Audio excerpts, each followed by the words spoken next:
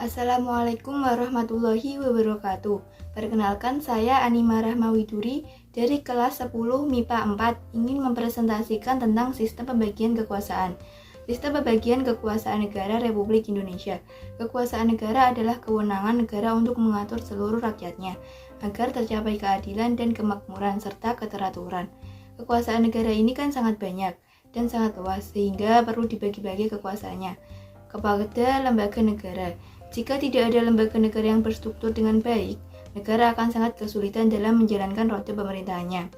Pemerintahan yang baik adalah pemerintahan yang dapat bersinergi satu sama lain, dapat bekerja sama, saling memantau satu dengan lainnya.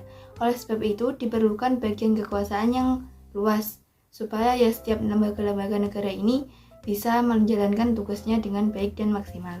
Terdapat beberapa teori mengenai pembagian kekuasaan negara yang ditemukan oleh John Locke. John Locke membagi kekuasaan negara menjadi 3 cara, yaitu legislatif, eksekutif, dan federatif. Legislatif yaitu kekuasaan untuk membentuk undang-undang, eksekutif yaitu kekuasaan untuk menjalankan undang-undang, dan federatif yaitu kekuasaan untuk melakukan hubungan atau aliansi perserikatan dengan negara lainnya. Kemudian, Montesquieu mengemukakan pendapatnya mengenai sistem pembagian kekuasaan negara yang dikenal dengan trias politika. Menurut Montesquieu, pembagian kekuasaan dibagi menjadi 3, yaitu kekuasaan legislatif, kekuasaan eksekutif, dan kekuasaan yudikatif. Kekuasaan legislatif yaitu kekuasaan untuk membentuk undang-undang. Kekuasaan eksekutif yaitu kekuasaan untuk menjalankan undang-undang.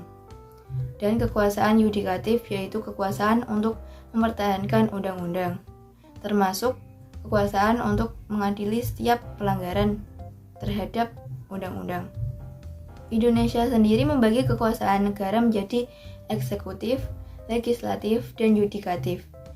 Eksekutif dipegang oleh Presiden, legislatif dipegang oleh DPR, yudikatif dipegang oleh Mahkamah Agung.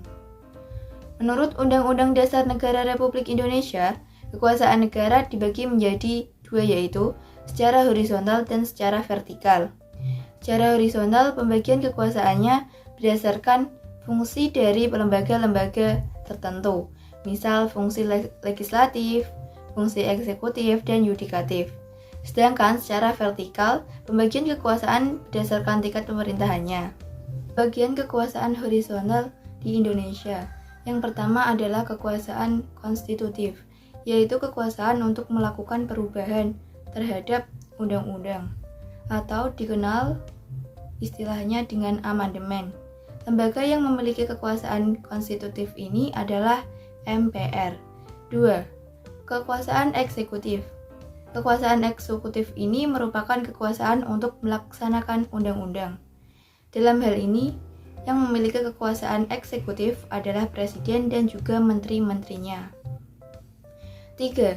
Adalah kekuasaan legislatif, yaitu kekuasaan untuk membentuk undang-undang. Ini dimiliki oleh DPR. Yang keempat adalah kekuasaan yudikatif atau kekuasaan kehakiman. Ini dimiliki oleh Mahkamah Agung dan juga Mahkamah Konstitusi. 5. Adalah kekuasaan eksaminatif atau kekuasaan terhadap pengawasan penggunaan atau pengelolaan uang negara. Kekuasaan terakhir dari bagian horizontal ini adalah kekuasaan moneter, yaitu kekuasaan untuk membentuk dan menetapkan kebijakan terkait moneter, kemudian juga untuk mengatur dan menjaga kestabilan pembayaran dan juga stabilitas nilai rupiah. Lembaganya adalah Bank Indonesia. Bank Indonesia menjadi lembaga yang memiliki kekuasaan moneter, karena Bank Indonesia merupakan bank sentral yang mana kekuasaannya, tugasnya, dan juga fungsinya diatur oleh undang-undang tersendiri. Pembagian kekuasaan vertikal di Indonesia sudah diatur dalam Undang-Undang Negara Kesatuan Republik Indonesia tahun 1945, pasal 18 ayat 1. Bunyinya adalah Negara Kesatuan Republik Indonesia dibagi atas daerah-daerah provinsi dan daerah-daerah provinsi itu dibagi atas kabupaten dan kota, yang tiap-tiap provinsi, kabupaten, dan kota itu mempunyai pemerintahan daerah yang diatur dengan undang-undang. Jadi, secara jelas dalam konstitusi kita sudah dituliskan bahwa pembagian kekuasaan secara vertikal yaitu dari pemerintah pusat ke pemerintah daerah. Pemerintah daerahnya ini adalah pemerintah di tingkat provinsi dan juga di tingkat kota.